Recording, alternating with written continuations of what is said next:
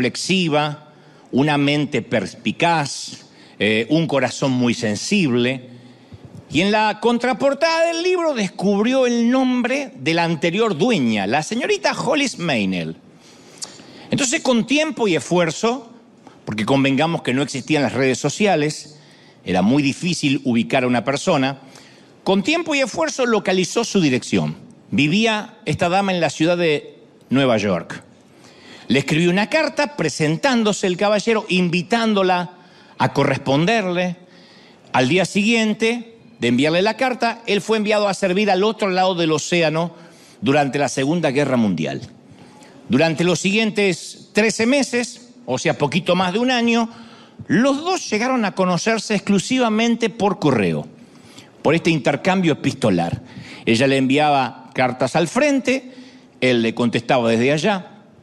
Cada carta era una semilla que caía en corazones fértiles. Y empezaba a florecer un romance, un suave romance. Blanchard le pidió una foto en más de una ocasión, pero ella se negó. Ella decía que si él estaba interesado de verdad, no tenía que importarle su apariencia. Le dijo en una carta: me interesa que conozcas mi corazón, mi alma. Todo lo demás es irrisorio, es irrelevante.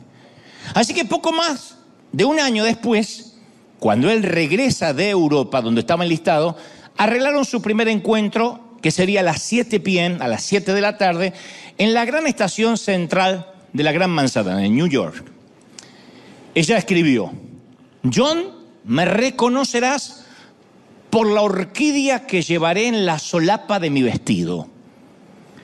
Así que a las 7 en punto, él estaba en la estación buscando a la chica cuyo corazón amaba, pero cuyo rostro desconocía completamente. Una suerte de citas ciegas. Y en sus propias palabras, el propio John Blanchard relata lo sucedido. Él dice, o dijo: llegué a la estación y vi a una mujer que se acercaba a mí. Era mucho más bella y hermosa de lo que yo me había imaginado.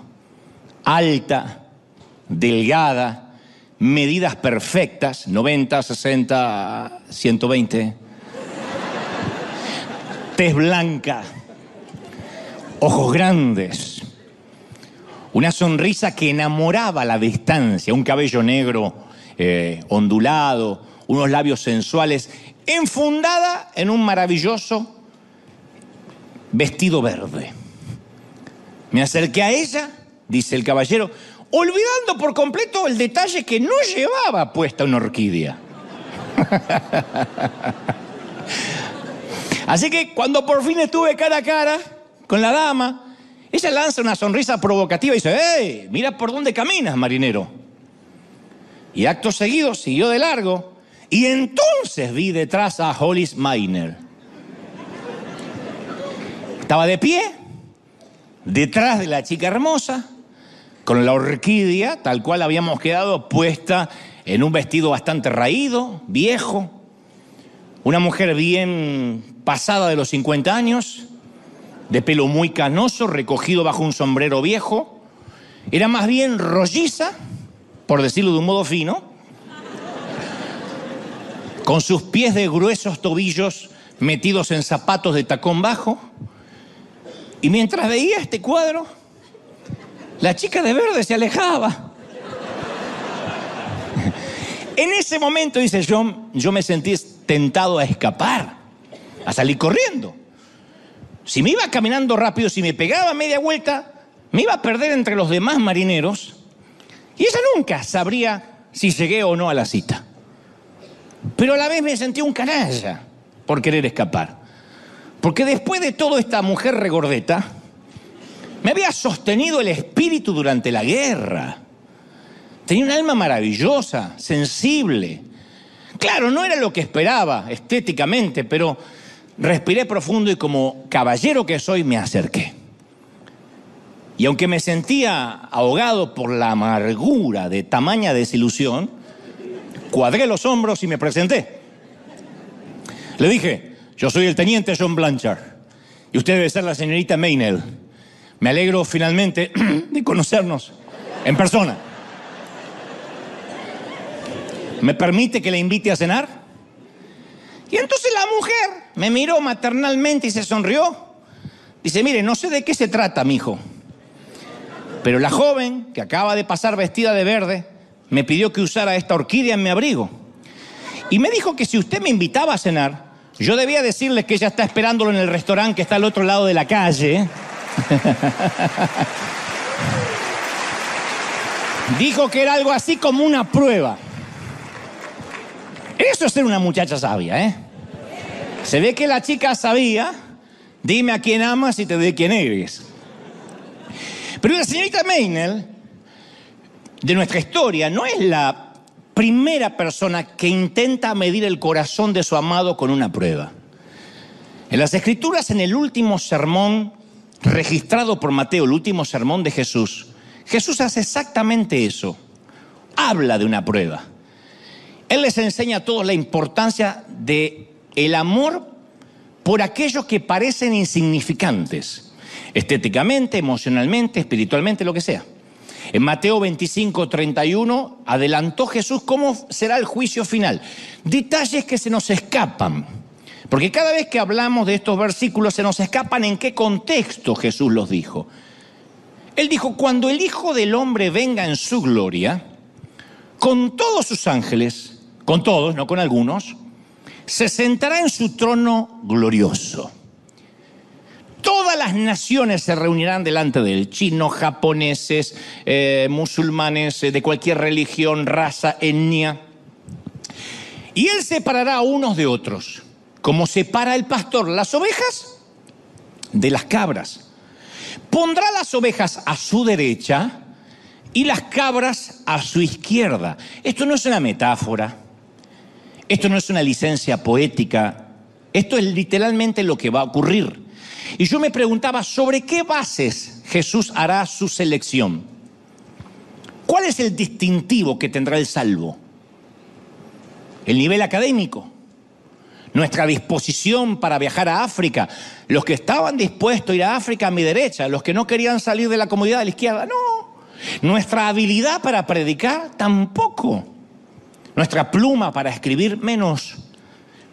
Jesús aclara, entonces dirá el rey a los que están a su derecha, vengan ustedes, a quienes mi Padre ha bendecido, reciban su herencia que Él ha preparado para ustedes. Porque tuve hambre y ustedes me dieron de comer. Tuve sed y ustedes me dieron de beber. Necesité alojamiento y me lo dieron. Necesité ropa, me vistieron. Estuve enfermo, me atendieron. Estuve en la cárcel, me visitaron. Se nos escapa que en el juicio final, el distintivo del salvo será nuestro amor por lo insignificante. Los colocados a la derecha de Dios serán quienes dieron comida al hambriento, calor al solitario, vestido al desnudo, consuelo al enfermo, amistad al prisionero. Jesús no dice, esto es muy importante aclararlo, estuve enfermo y me sanasteis necesariamente. Estuve preso e hiciste lo posible para hacerme libre. Estuve solo y me construiste una casa. No dice, estuve sediento y me diste consejo espiritual. No. Él habla de algo sin fanfarria, sin alboroto, solo gente haciendo cosas buenas. Acompañando, amando, dando agua, conversación o simplemente abrazos. Y el mensaje de Jesús es conmovedor. La forma en que ustedes los tratan a ellos es el modo que me tratan a mí. Yo te confieso que hubiese deseado que él hubiese dicho otra cosa de lo que dijo. Porque, por ejemplo, me encantaría que la Biblia dijera que el distintivo del salvo son los libros que ha escrito, porque yo he escrito unos cuantos. Me encantaría que hubiese dicho, no, el distintivo del salvo es el número de sermones que ha predicado, porque yo he predicado cientos. Eso automáticamente calificaría para mí. Sería muy bueno que hubiese dicho, pondré a mi derecha a aquellos que han llenado estadios o auditorios o han tenido programas de televisión o de radio, porque yo he hecho todo eso. Pero no fue lo que dijo. Si queremos ver a Jesús cara a cara, tenemos, dice la Biblia, que sentarnos junto a la anciana y ayudarla a dirigir la cuchara hasta la boca. Para ver a Jesús tenemos que ir al hospital y pedirle a una enfermera que nos señale quién no haya recibido visitas en días, en semanas, meses o quizás nunca. Para ver a Jesús tenemos que invitar a un café al hombre que se divorció, haya metido la pata o no, y echa de menos a sus hijos. Para ver a Jesús hay que ir al centro de la ciudad y darle un sándwich, no un sermón, un sándwich al que vive bajo un puente. Para ver a Jesús hay que ver la falta de atractivo, lo insignificante. La misma prueba que Hollis Maynell usó con John Blanchard. La misma. Los rechazados del mundo son los que llevan las orquídeas. Jesús le entrega su propia orquídea a un indigente y le dice, si te invita a cenar, dile que yo lo espero al otro lado de la calle. Si te da algo de comer, dile que yo tengo una cita con él. Si Blanchard se hubiera enfocado en la falta de atractivo de la señora de la orquídea, se hubiese perdido el amor de su vida. Nunca habría cruzado la calle. Si nosotros escapamos de los insignificantes y de los que llevan la orquídea, nos vamos a perder mucho más que el amor de nuestra vida. Cuando Francisco de Asís, dice la historia, le volvió la espalda a la riqueza porque quería buscar a Dios en la simplicidad e hizo una suerte de compromiso, de austeridad. Él dice que en cierta vez se encontró con un leproso en el camino. Primero le pasó de largo porque iba afanado con sus cosas, pero después se detuvo, retrocedió y sintió que le debía dar un abrazo. Y después Francisco siguió su camino. Y a los pocos pasos volvió su mirada para atrás para ver al leproso y ya no había nadie. Y él predicaba y decía, por el resto de su vida él creyó y predicaba, aseguraba, que ese hombre había sido Jesucristo, que era la prueba de su compromiso. Y yo digo, puede que haya estado en lo cierto. Puede que el leproso simplemente se haya ido o puede que haya estado en lo cierto. Porque Jesús vive en los olvidados, reside en los ignorados, hizo su casa en medio de los enfermos. Y a veces uno pasa por alto a esa gente pensando que nada tiene que ver con Dios, cuando al contrario es Dios mismo dándonos una oportunidad. Si nosotros nos detenemos en esa persona simplemente porque Él hizo un cambio de portador de orquídea. Yo no sé si sabías de la historia del tipo de Filadelfia que fue al mercado de artículos usados y encontró un cuadro que le gustó, que la historia es verídica, por cierto. Era una litografía de una iglesia rural, costaba solo $2 el cuadro. Estaba viejo, descolorido, pero él, a pesar del dibujo raído de la litografía, le gustó el marco y pensó que podía usar el marco para otra cosa. Cuando llegó a casa lo abrió y cayó una hoja de papel doblada. Era la Declaración de la Independencia Americana. Lo que todos creían que era una pintura de $2 en un mercado de usados, contenía una de las 100 copias originales de la Declaración de la Independencia impresas el 4 de julio de 1776. Entonces, a partir de ahí uno descubre tesoros valiosos en lugares inesperados. Eso pasa, y es cierto, en el mercado de usados y en la vida real. Si uno abre los ojos, muchos vivimos en la rutina diaria y no alzamos los ojos para ver. Muchos viven, mueren, y a mí que me ha tocado estar muchas veces en la estación terminal, en el último tren a casa de muchos, se lamentan por todo lo que no hicieron. Y muchos se preguntan, ¿para qué viví? ¿Cuál fue el propósito? ¿De verdad pagar el crédito, pagar el mortgage, la hipoteca? ¿De verdad? Digo, no está mal pagarla. Lo que digo es, ¿de verdad ese era el propósito de la vida? Otros dicen, yo solo quería dejarle una casa a mis hijos. ¿De verdad renunciaste a tu propia vida para vivir una vida vicaria? Una vida prestada, para prestarle tu vida a los hijos. Está bien dejarles algo, pero renunciar al propósito propio. Yo supongo que no estás entre esa gente, no me miren así, esa gente viene al otro servicio, porque no estarías escuchándome aquí un domingo si estuvieras en ese grupo. Yo sé que quieres que tu vida importe, por eso mismo te voy a compartir algo de información que a mí literalmente me voló la tapa de los sesos. Es información explícita, clara, directa. La nuestra es la generación de cristianos más rica que jamás haya existido en toda la historia de la humanidad. Es la más rica, la generación más rica, independientemente de lo que estén pasando. Sé que del otro lado hay gente diciendo, ¿cómo se ve que están en Estados Unidos? A donde vivas, Venezuela, Argentina, donde vivas. Podemos viajar alrededor del mundo en 24 horas o enviar un mensaje de texto en 1 milisegundo. No lo hubiesen soñado nuestros bisabuelos ni locos. Tenemos al alcance de la mano la investigación, las medicinas más sofisticadas, tenemos abundantes recursos. Estaba leyendo que según un informe del desarrollo humano de las Naciones Unidas, 3/4 partes de los ingresos mundiales, 3/4 partes, se dividen entre el 20% de la población mundial. O sea que la riqueza solo va al 20%. Y si se compartiera al menos un 2% de la cosecha mundial, por ejemplo, de grano, 2%, sería suficiente para borrar todos los problemas de desnutrición alrededor del mundo. 2% del grano. O sea que Dios hizo un planeta, que a veces decimos el planeta cada vez está peor, se está incendiando, el calentamiento global. Aún así, el almacén del planeta funciona.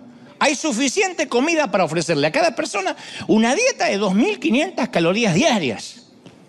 Y tenemos suficiente cama para todos los huérfanos del mundo. Hay 145 millones de orfanatos, 145 millones de orfanatos alrededor del mundo. Casi 236 millones de personas solo en los Estados Unidos se consideran a sí mismos cristianos. 236 millones de personas son como Flanders de los Simpsons. Soy cristiano, te dicen. O sea que estadísticamente los americanos tienen, solo los americanos, los gringos, tienen los recursos necesarios para alojar a todos los huérfanos del mundo, a todos. Ahora ustedes dirán, bueno, evidentemente no todos están en situación de poder hacerlo. Hay gente mayor, hay enfermos, también hay desempleados, es cierto. Pero ¿qué pasaría si un pequeño grupo nada más de los que pululan las iglesias los domingos por la mañana lo hiciera? Supongamos un 6%, eso es menos del diezmo, 6%. Si eso se hiciera, podríamos proveer un hogar a 14 millones de niños en África que quedaron huérfanos a causa de la epidemia del SIDA. Solo si un 5 o 6% tuviera conciencia. Ahora, como soy consciente de todo, yo sé también que no podemos chasquear los dedos y esperar que el grano circule a través de las fronteras, todos los presidentes sean amigos, Putin deje de invadir Ucrania, Maduro, Fernández y unos cuantos que andan dando vuelta por ahí, Ortega en Nicaragua, digan, ay, a partir de ahora compartamos el grano porque somos todos buenos. O que todos los gobiernos permitan las adopciones internacionales. No va a pasar, porque la politiquería hacen que fracasen los mejores esfuerzos, las mejores intenciones. Entonces los corruptos, los gobiernos hegemónicos, totalitarios, paralizan el sistema. Yo lo sé, pero hay algo claro que está en las Escrituras, que el problema no está en el suministro, sino está en la distribución. Por ejemplo, 10 granjeros, síganme porque aunque ustedes digan, ¿esto qué tiene que ver con lo que Dios me va a hablar? No saben cuánto tiene que ver. 10 granjeros que son productores de leche ocupan el mismo valle. Y entre todos tienen un lote de 10 vacas lecheras. Pero las vacas no están distribuidas por igual entre los 10 granjeros. O sea, no les toca una vaca por cabeza. Uno de los granjeros tiene 9 vacas. Los otros 9 comparten 2 vacas. Entonces, ¿nos parece justo? Y no. Pero nosotros que tenemos las 9 vacas decimos, pero yo trabajé duro por mis 9 vacas. Yo trabajé duro para tenerlas. ¿Por qué las tengo que compartir? Pero esa no es la pregunta. La pregunta es, ¿por qué algunos pocos de nosotros tenemos tanto y la mayoría en el planeta tiene tan poco? La última vez que estuve en Uganda, me di cuenta que hay muchísimos niños que no saben lo pobres que son. No tienen la menor idea porque no tienen dónde comparar. No tienen con qué comparar. No tienen acceso a internet, no tienen acceso a streaming. No tienen ni idea que son pobres y que comen galletas de lodo. Conocí a un tal Moratti, un padre de 7 hijos, 7 u 8 hijos, que gana el equivalente a $1 a la semana. $1. Se rompe el lomo para alimentarlos. $1 a la semana. El tipo no es un criminal, no es mal tipo, no lastimó a nadie, no golpea a la mujer. Es un hombre, hasta donde yo sé, íntegro. Y yo digo, ¿por qué tanta diferencia? Porque Moratti tiene miedo, pero necesita un año para ganar lo que yo gasto una mañana en un Starbucks. Él necesita un año de trabajo para lo que nosotros gastamos en un café y algo para comer.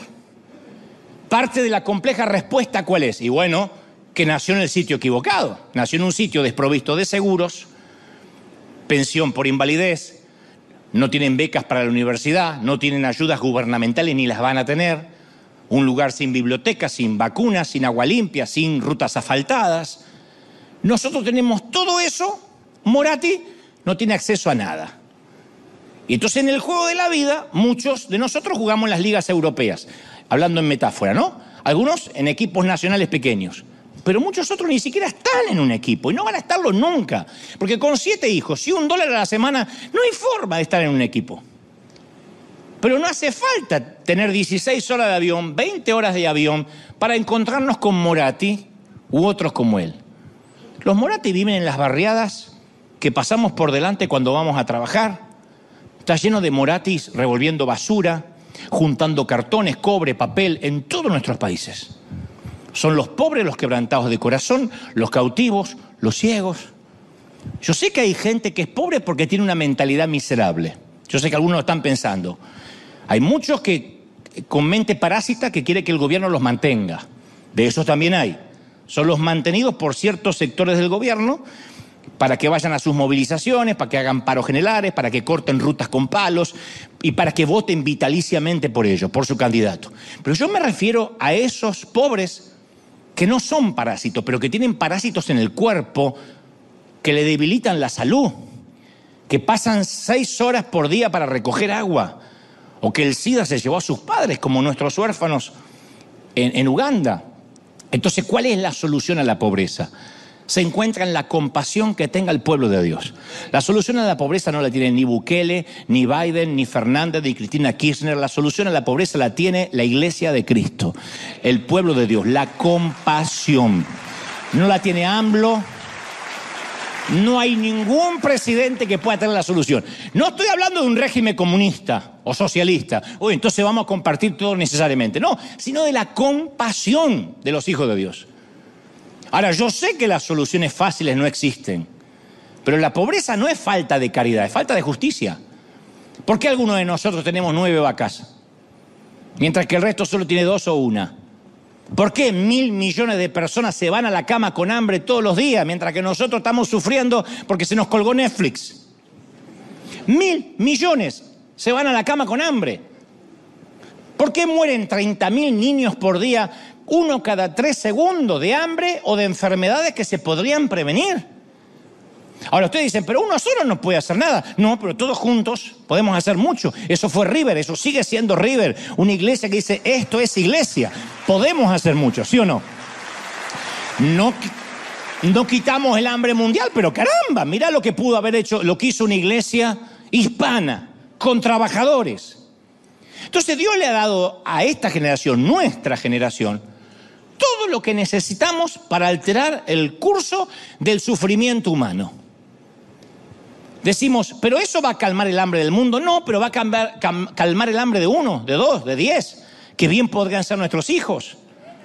Una vez le hicieron 3 preguntas a un predicador famoso y yo me las adopté para mí, las preguntas. Primera pregunta, que te las puedo regalar también para que las adoptes, te las hagas periódicamente. Si hubieses sido un cristiano durante la Segunda Guerra Mundial, un cristiano alemán, ¿te hubieses posicionado en contra de Hitler sabiendo que tu vida está en peligro? Hubiese dicho, no apruebo lo que hace Adolfo Hitler.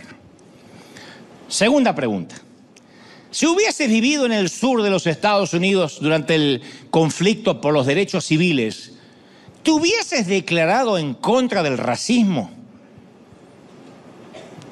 Cuando la gente de color no podía utilizar los baños de la gente blanca, cuando no podían entrar a los mismos bares, no podían subir a los mismos buses, ¿te hubieses puesto del lado del otro color? Tercera pregunta. Cuando tus nietos descubran que viviste en una época donde había 1.750 millones de pobres y 1.000 millones pasaban hambre, ¿cómo van a juzgar lo que hiciste? ¿Qué hiciste, abuelo? No importan tanto las 2 primeras preguntas porque son hipotéticas. A mí me gustaría pensar que me hubiese posicionado en contra de Hitler y que hubiese luchado contra el racismo. Me gustaría pensar, por ahí me moría de miedo y no lo hacía. Pero esos no fueron mis días. Esas elecciones no fueron mías. La tercera pregunta es la que me conmueve. Porque no solo nos tocó vivir en la generación de Messi, y bueno, ya que está Ronaldo, sino que nos fue dada una oportunidad única. Un día nos pondremos viejos, vamos a mirar atrás y vamos a darnos cuenta que era Jesús quien llevaba las ropas harapientas. Te doy mi palabra. Era Jesús el que estaba en el orfanato, era el que estaba en la prisión, en la chabola, en la casita de láminas, en los cordones de emergencia, en las casitas de cartón. Para los cristianos no hay nada más sublime que esto. Cuando amamos a los que pasan necesidad, estamos amando a Jesús. Él dijo, y eso será lo que determinará quién va a mi derecha y quién va a mi izquierda. Yo hace poco volví a leer acerca de aquella pequeña mujer albanesa que nació en los Balcanes, en un hervidero étnico, totalmente tímida, introvertida de niña y así lo fue de adulta, pequeña de 3 hermanos, y en algún momento de su vida esta dama se convenció de que Jesús andaba, ella solía decir, disfrazado de pobre.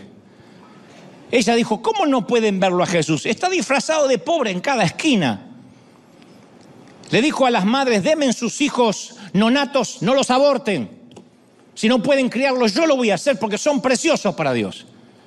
Yo digo, ¿no será que Dios levantó una Madre Teresa para decirnos, tú también puedes marcar la diferencia? Hayas sido el menor, el cuarto de quinto hermano, hayas nacido en México, en Colombia, Honduras, en Dominicana, yo puedo hacer cosas grandes contigo si te dispones a amar. ¿No será que Dios nos está hablando eso, sí o no? Puedes hacer algo que perdure. La gente a la que Jesús le entregó su orquídea viven en nuestro barrio, siguen viviendo ahí. Otros viven en junglas que no vamos a llegar nunca, tienen nombres que nunca vamos a poder pronunciar. Algunos de ellos juegan en los cordones de emergencia, comercian con sexo en una calle oscura. Algunos de ellos caminan 3 horas para ir a buscar agua, esperan todo el día por una inyección de penicilina, todo el día. Y cuando llegan dicen, se acabó el lote, no mandan. Algunos llevan sus propias cargas, sus propias cruces. Otros heredaron la desgracia de sus papás, de sus padres, de sus abuelos. Claro, ninguno de nosotros puede ayudarlo a todos.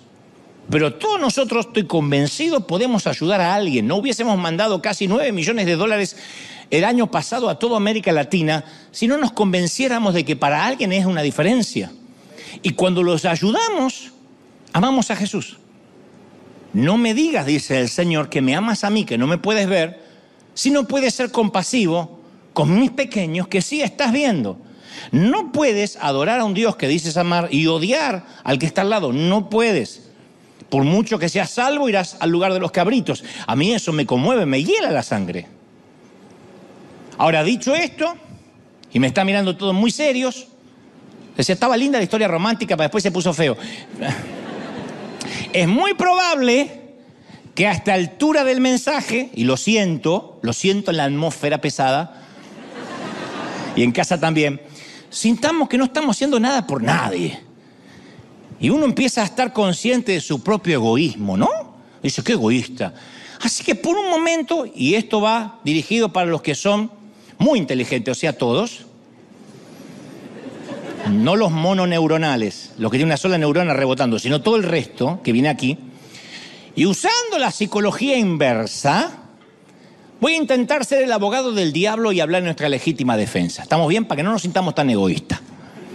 Voy a poner como voy a ser el abogado del diablo y nos vamos a defender un poco, porque yo sé que hoy algunos le están cambiando de nalga así de que empecé a hablar.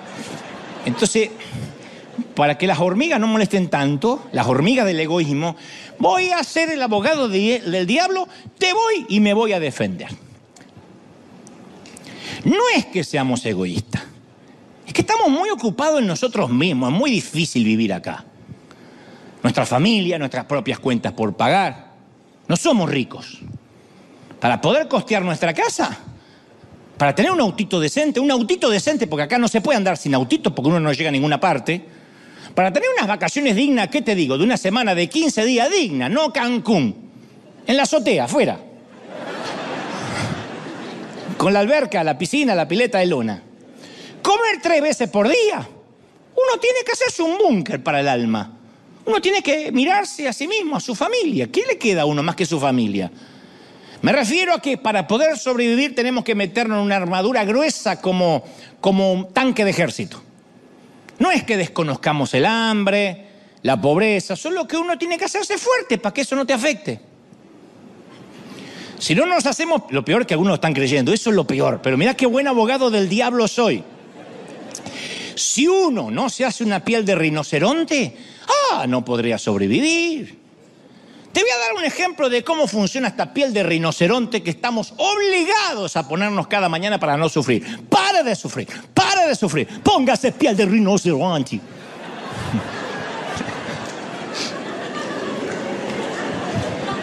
Ejemplo, vamos al mercado. Una mañana, un mediodía, estamos esperando en la caja y notamos que la mujer de adelante está contando el dinero para pagar. O está sacando cupones, que aquí en Estados Unidos se usa mucho.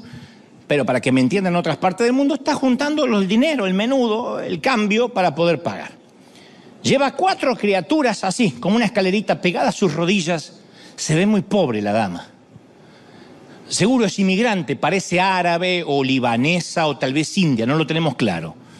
Como siempre nosotros estamos apurados, pensamos, ¿para qué me metí en esta caja? Justo que la de al lado parece que va más rápido.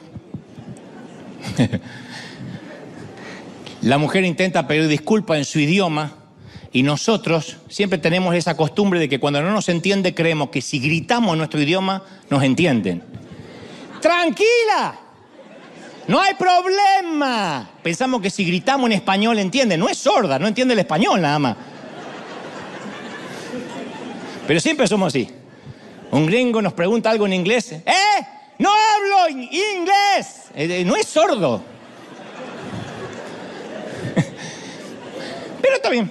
Dejamos, tampoco somos tan canallas como para apurar a la pobre mujer. Pero nos damos cuenta que la mujer que está en la caja le dice que va a tener que dejar algo de comida, que no le alcanza para toda la compra. Y entonces una voz, un sentimiento viene en nuestro corazón.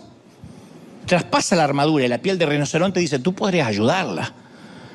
Tal vez esta sea una prueba. Tal vez el Señor le haya puesto una orquídea a la mujer. Se nos hace un nudo en la garganta, miramos a los chiquitos, se nos humedecen los ojos al ver que la mamá tiene que dejar leches, tiene que dejar un par de pañales, el pan, porque no le alcanza. Estamos teniendo un ataque severo de compasión. Podría ser, insisto, Jesús disfrazado. Sin duda, esta es la mujer de la orquídea en nuestro día. Pero entonces reaccionamos y racionalizamos. Es mejor que no nos metamos. 4 hijos, ¿en serio 4 hijos? Si no le alcanza para alimentarlo, ¿por qué no lo pensó cuando los hizo? ¿Le gustó hacerlo? Bueno, mantenga el calzón en su lugar, mija. Asuma su responsabilidad. 4 hijos.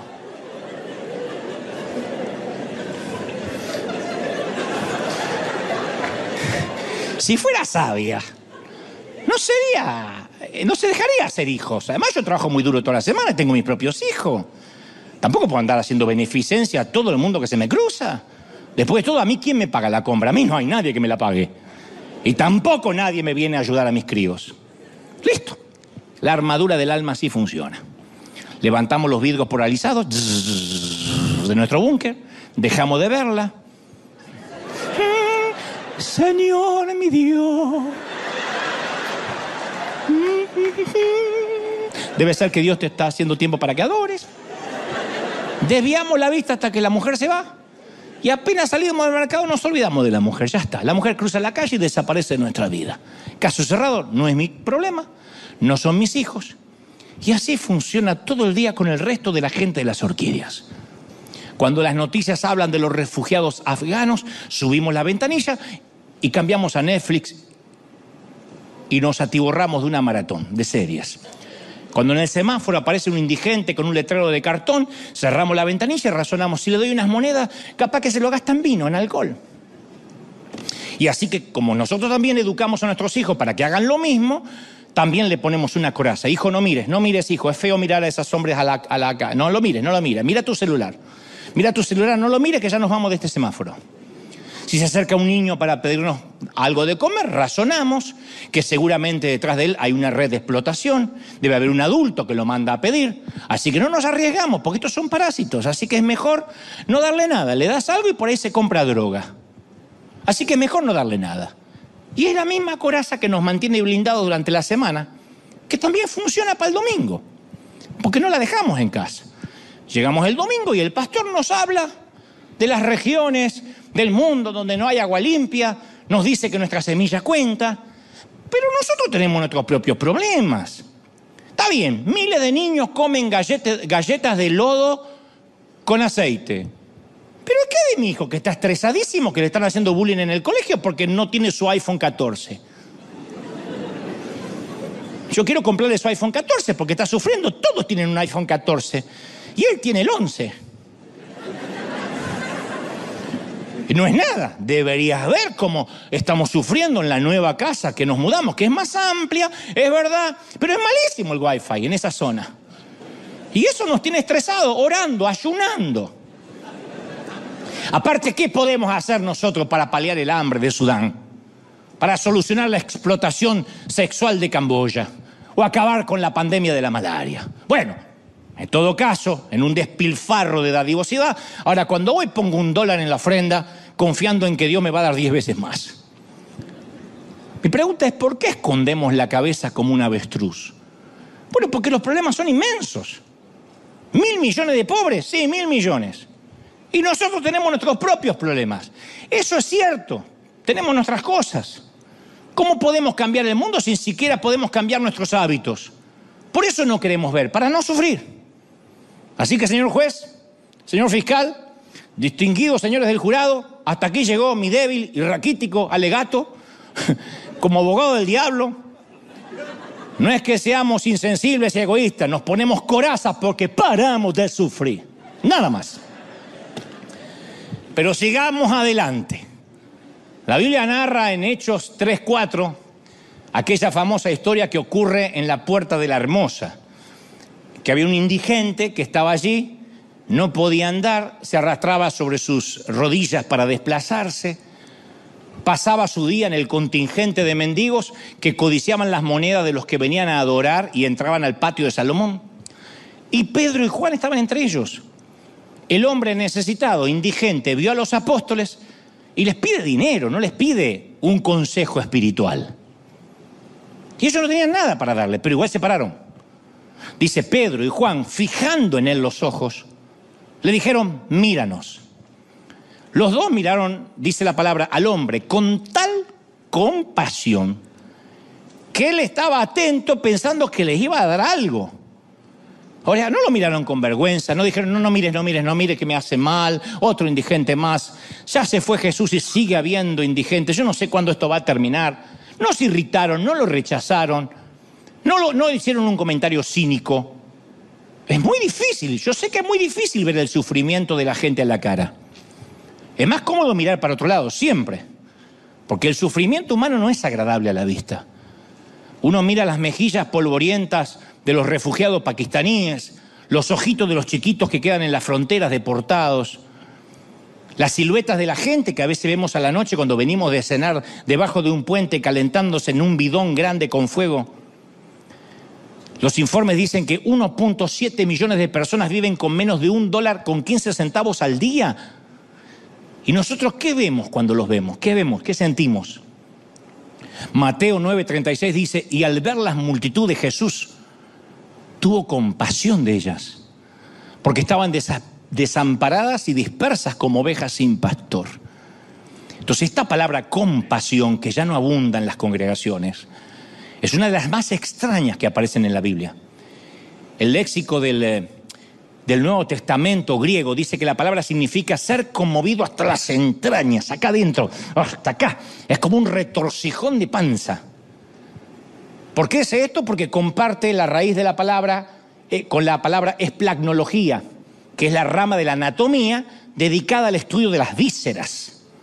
En otras palabras, la compasión literalmente es una patada al estómago. ¡Pac! Eso es la compasión. No es, sí, le di una moneda. No. Fui al Mac frito y dejé $1 más porque lo mandan a África. Eso no es compasión. Eso es limosna, tip. Quizás es por eso que no queremos ver. Porque nos da una patada en el estómago.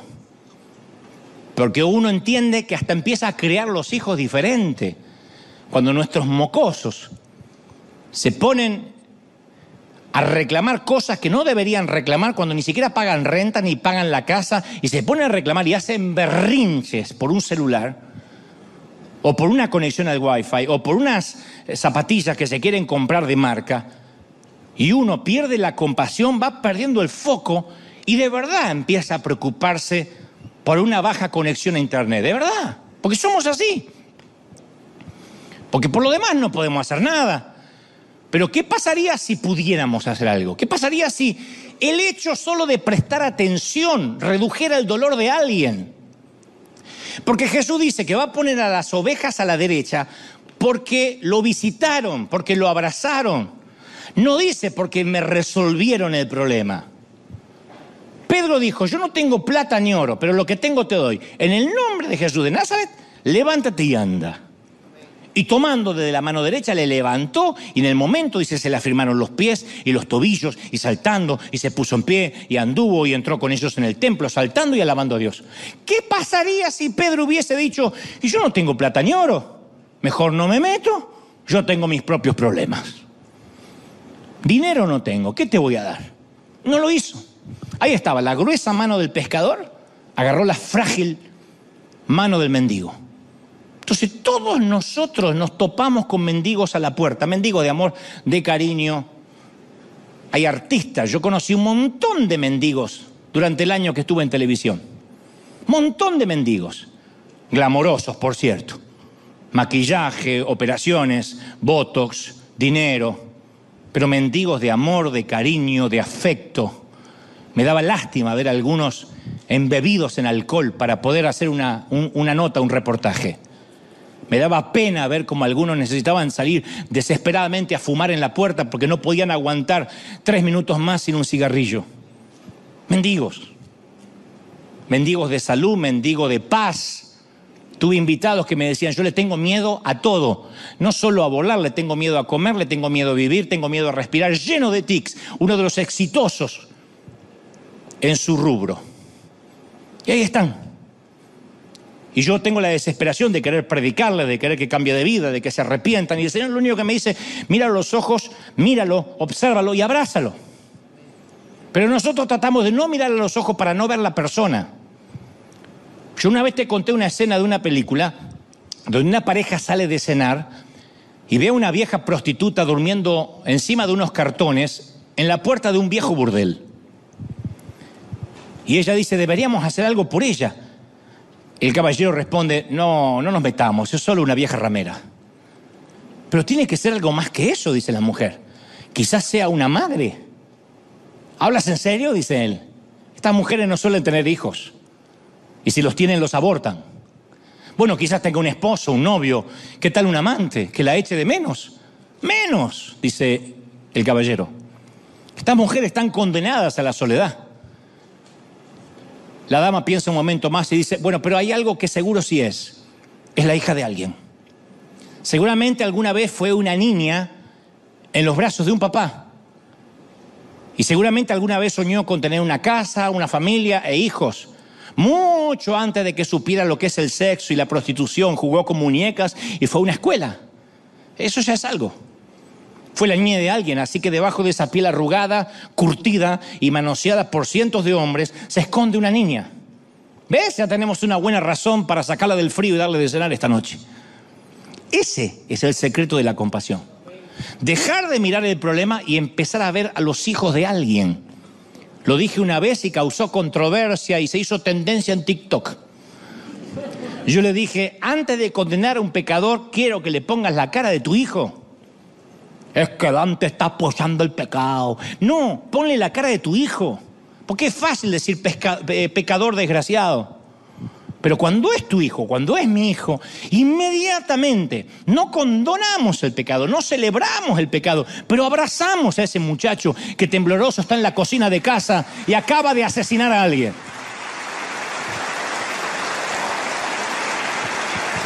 Hay algunas áreas de África del Sur dominadas por los zulúes, donde la gente se saluda con una frase que significa te veo. Ellos tienen una frase que no me pidan que la diga porque es muy difícil, pero significa te veo. Me pregunto, ¿vemos a la gente hoy en día? ¿Podemos saludar a la gente al igual que los zulúes? ¿Logramos de verdad ver a la gente? Es tan fácil dejar de ver. Tenemos tantas complicaciones, problemas, rollos, cosas para pagar, cuentas, biles, que es tan difícil ver a la gente. Y entonces los pasamos por arriba. Por eso quiero regresar al último sermón de Jesús. Él habló de este mensaje que guardó para el final. Es su mejor concierto, su mejor ópera. El mejor sermón fue el último. Yo creo que porque quiere que eso se imprima en nuestra conciencia. Cuando uno va a una obra de Broadway, es el último cuadro en el que trabajan los directores para que quede impreso en nuestra vista. ¡Wow! ¿Viste cómo terminó con todas las luces, con todo el elenco? Por eso esto es adrede, es arbitrario que sea el último sermón de Jesús. Jesús describió la escena del juicio final, el último día del gran juicio. Y en ese día Él dice que va a dictar una orden irresistible. Nadie va a poder decir que no. Obligados todos para ir. No será una invitación como cuando habló la parábola de las bodas. Será una orden y todos vendrán. Vendrán desde los barcos hundidos, el mar, los océanos entregarán sus cadáveres. Vendrán desde los cementerios olvidados, los grandes panteones y los cementerios rurales entregarán sus cuerpos. Vendrán desde las tumbas de los grandes reyes y de los campos de batalla cubiertos por la hierba, donde alguna vez hubo una guerra. Y estará allí el primer muerto de la humanidad, Abel, el primero en morir. Y el último, el que está siendo enterrado en el mismo momento en que Jesús llame. Todos los humanos de la historia estarán ahí presentes. Y dice las Escrituras, y estarán todos los ángeles. Primera vez que estarán arcángeles, serafines, querubines, el coro mayor, superior, inferior, todos los ángeles presentes en ese día. O sea, es el universo celestial entero, testigo de este acontecimiento. Un desenlace asombroso, el final de la historia, por lo menos la nuestra. Y entonces Jesús hará un recuento, uno por uno, de todos los actos de bondad, de todos. Cada cosa que hicimos para mejorar la calidad de vida de otra persona, por pequeña que sea. Incluso los más pequeños. De hecho, todas esas cosas parecen pequeñas. Dar agua, ofrecer comida, cocinar un poquito de más, porque la señora de al lado quedó viuda y lo último que debe tener ganas es de cocinarse. Cocinar un poquito de más por si caen visitas y si no meterla en unas bolsas Ziploc y mañana llevarla a alguien que no pueda comer, compartir ropa. Porque las obras de la gracia son actos simples. Y en esos actos simples no solo servimos a Dios, amamos a Dios. Por eso el Señor a veces creo que se rasca la cabeza cuando decimos, Señor, yo no te puedo servir. ¿En qué te puedo servir? Y Dios dice, ¿de verdad? He repartido orquídeas alrededor tuyo por doquier. ¿De verdad me dices que vives en un lugar donde no puedes servir? Porque aún viviendo en Beverly Hills, deberías ver la gente rota que usa trajes caros. Porque también los desahuciados usan trajes de diseño. La pobreza no solo anda en caseríos, sino que viaja en Porsche. Y también viaja en Mercedes. Si no, no habría suicidios en las bañeras lujosas de Beverly Hills. No importa si tienes un Oscar sobre la chimenea o juntas cartones para cambiarlos por algo de dinero, puedes que estés roto de igual manera y alguien tiene que verlo. Y en algún punto el Señor apartará a los unos de los otros, dice la Biblia. Las ovejas de los cabritos, Mateo 25:32. Las ovejas de los cabritos. Todos los pastores hacen eso, los pastores de las ovejas animales, ¿no? Caminan entre rebaño uno por uno, dirigen a los cabritos en una dirección y a las ovejas en otra, no pueden convivir. Yo digo, wow, esta imagen del buen pastor caminando en medio del rebaño de la humanidad va a ser muy fuerte. Dante, de aquel lado. Godofredo, de este lado. Laura, de este lado. No, su ex esposo no vaya con ella, va para el otro lado. ¿Para qué lado va cada quien? No lo dije. Porque por ahí el ex esposo supo verlos necesitados y Laura se congregaba y nunca le importó el que se sentaba al lado. No sé. Es difícil imaginar ese momento sin que de pronto aparezca la pregunta que hicimos al inicio. ¿En base a qué Jesús separa a la gente? ¿Por qué la separas? Y Él nos da la respuesta.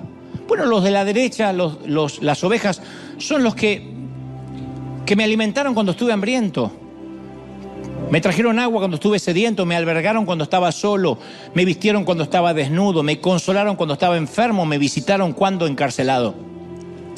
El lado de los salvados lo determina la preocupación de aquellos que pasaron por necesidad. Ahora, detalle muy importante antes que alguien se confunda. La compasión no salva a nadie. De otro modo, Shakira, Thalía y tantos que tienen fundaciones para ayudar a huérfanos se asegurarían el cielo. O Donald Trump, que también es un filántropo. La salvación es obra de Cristo.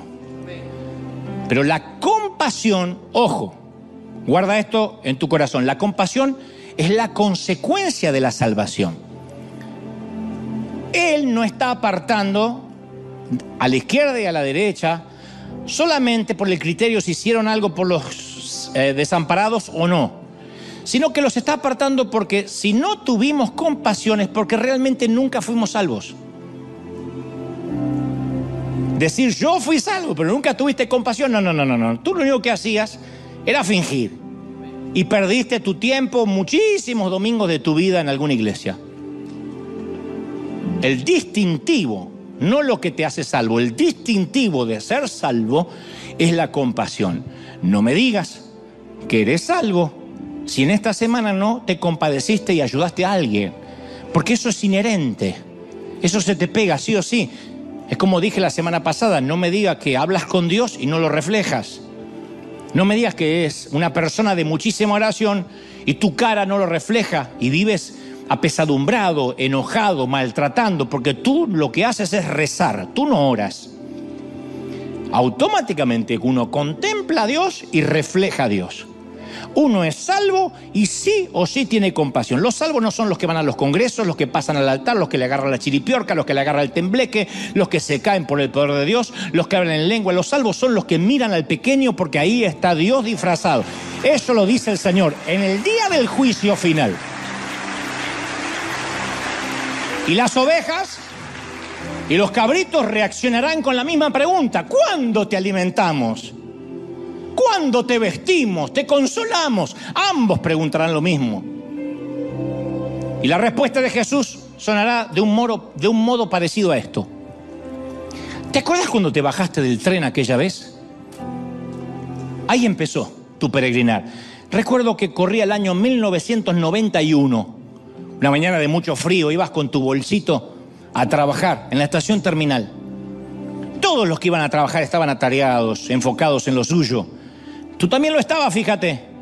Tenías que comprarle pañales a tus hijos, pagar la renta, el alquiler. Pero te hiciste tiempo para verme. Te estoy hablando de esa mujer indigente con dos chiquitos agarrados de sus piernas entre el kiosco y la cafetería. ¿Te acuerdas? Estaba sentada sobre unos cartones. Tenía un viejo gorro de lana. Pedía algunas monedas para darle de comer a sus hijos. Y la multitud pasaba rápidamente, como si yo fuera un holograma, una planta de plástico. Pero tú te paraste. Yo sé que estabas ocupado, lo hice a propósito, fue en esa hora pico. Porque no es lo mismo que te juntes un sábado cuando no tienes más nada que hacer y tengas compasión. Si bien lo valoro, aquí es detener tu reloj. Yo sé que estabas ocupado porque miraste el reloj 2 veces. Pero aún así te paraste y te acordaste de mí. Fuiste a la cafetería de enfrente, mirabas el reloj porque llegabas tarde a tu empleo. Pero aún así te hiciste tiempo, me compraste un té caliente para mí y unos sándwiches y chocolate caliente para mis hijos. Sí, aquella mujer olvidada era yo, con mi orquídea. Y aún viendo su aspecto insignificante, me invitaste a un desayuno inolvidable. No comíamos hace 2 días. Y quiero que sepas que nunca lo olvidé. Y por eso por haber visto a la gente de las orquídeas, es que ahora te espero al otro lado de la calle para que comamos juntos por la eternidad. Ven conmigo, hijo, pasa del lado de mis ovejas. Vamos, celebra al Rey, celebra, dale un aplauso al Rey de Reyes. Vamos a celebrar. Si crees que Dios habló, ponte de pie y celebra al Rey con un gran aplauso para decir: Señor, tú has hablado con tu pueblo, has hablado conmigo, has tocado mi corazón. Bendito sea Dios. Celebra, celebra. Más, dile: Señor, qué bueno eres. Cómo te ama el Señor, cómo te ama el Señor, princesa, cómo te ama, príncipe. ¡Aleluya!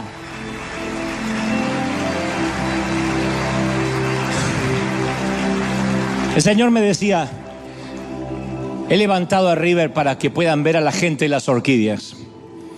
Y las orquídeas están distribuidas por doquier, en casas de lujo y en casas muy pobres. Creo que eso es lo único que nos ha sostenido. Y para los que son buscadores de tesoros o de trivialidades y dicen: ¿cuál es el secreto de River? Es la célula, el seguimiento, la consejería, el equipo de pastores. Hay solo, creo, me atrevo a pensar, un secreto que hace que el corazón del Señor esté con nosotros: la mirada en los perdidos, en aquellos que vagan como ovejas sin pastor. He visto al Señor muchas veces dentro de un congreso profético, de un congreso apostólico, de empoderamiento, porque Él prometió estar donde 2 o 3 se congregan en su nombre. Pero como dice Carlos Anacondia, lo he visto muchas veces dentro de esos congresos mirando para afuera, llorando, como cuando vio a Jerusalén y los vio como ovejas sin pastor. Dijo: cuántas veces quise juntarlos como la gallina junta a sus polluelos y no pude. Desesperados, vacíos, rotos. Tenemos que decirle: Señor, dame esa compasión. Para eso tiene que coincidir con el mensaje del domingo anterior: quita el egoísmo de mi vida. ¿Se acuerdan? Lo que Dios nos hablaba del principio Copérnico. No somos el centro, no somos el sol. Solo estamos para reflejarlo a Él. Somos simples espejitos. Cuando nos quitamos el egoísmo, empezamos a tener compasión. Y entonces nos damos cuenta que no tiene sentido frustrarnos por no tener un bolso de marca, porque el auto no arranca. Aunque todo eso pueden ser contrariedades que, como somos humanos, nos molestan, no va a pasar más de segundos de irritabilidad, porque siempre nos vamos a acordar que en este mismo momento, mientras que nosotros tenemos que optar por un Uber, por un taxi, por un bus o por un tren, hay gente que dormirá bajo un cartón. Y eso nos pone inmediatamente en perspectiva. Nadie regresa igual de un país tercermundista. Nunca más soportarás a uno de tus hijos quejarse porque otra vez hay fideos. Cuando viste a los chiquitos que la barriga se les hincha así, y perdonen que lo repita tanto, comiendo galletas de lodo con aceite. Entonces el Señor nos empieza a cambiar la mente, nos empieza a cambiar el corazón, nos enfoca de otra manera. ¿Qué importa lo que digan otras iglesias, otros pastores? Uno dice: ¿de verdad me pongo a discutir sobre doctrina? Cuando uno va a las calles de Nihanga, de Uganda, de Pakistán, de la India, dice: ¿de verdad estamos discutiendo? ¿De verdad estamos discutiendo por superficialidades? ¿De verdad? ¿Viendo qué iglesia las mujeres usan la falda más larga? ¿De verdad? Lo peor que nos puede pasar a nosotros, y ya no hablo de América Latina, a nosotros los que vivimos en esta nación, maravillosa nación, es que nos gane el sueño americano. Es lo peor. Que nos llenemos de relativismo, de que la vida se trata de pagar las cuentas, el mortgage, el auto, nuestro sueño sea comprarnos un auto extra. Es lo peor. Sí, Dios quiere bendecirnos, pero donde está nuestro tesoro estará nuestro corazón. Y si nuestro tesoro está en bendecir, Dios nos va a dar más que para comprarnos un auto, pero para bendecir, para que seamos canal de bendición. ¿Tú lo crees? ¿De verdad que lo crees?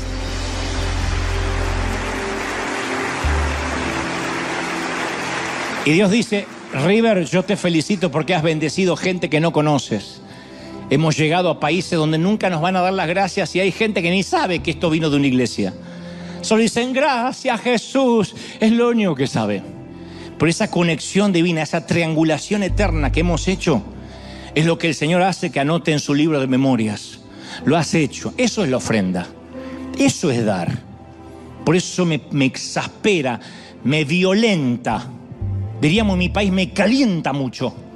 Cuando alguien hace pactos de dinero, pasa aquí, si quieres un auto del año, trae tus $1,000 y trae 10,000 más si quieres que Dios te dé tu casa. Porque Dios nunca dijo que la prosperidad vendrían para nuestros lujos. Dios nos prospera para que veamos al pequeño, para que demos comida al hambriento, para que demos agua al sediento, visitemos al preso. ¿Tú lo crees de verdad? Y Dios dice: iglesia, te he levantado como un estandarte, como un lighthouse. Te he levantado como un faro en medio de la niebla. Y los que no, dile: Señor, lléname de compasión.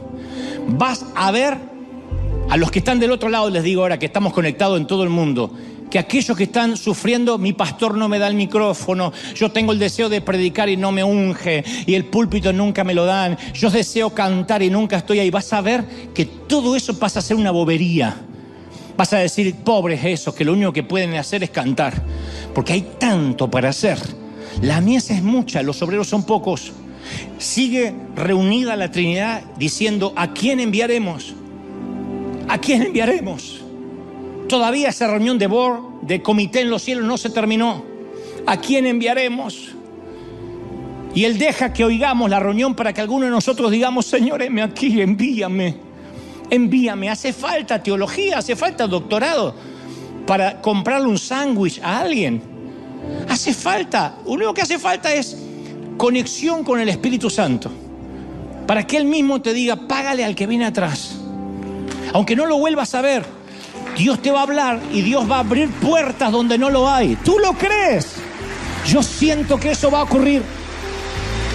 Y va a empezar, miren, va a empezar una cadena de favores. Cuando esa cadena de favores empiece a articularse, esto no se va a detener. Puede que veamos que somos una congregación pequeña en relación a los miles que mueren de hambre por día, pero la cadena de favores funciona así. Ustedes saben cómo son las modas en internet, las modas en Instagram. Cuando dicen: es tendencia, está en topic, está en topic de tal cosa o determinada estupidez, o alguien que hace una bobería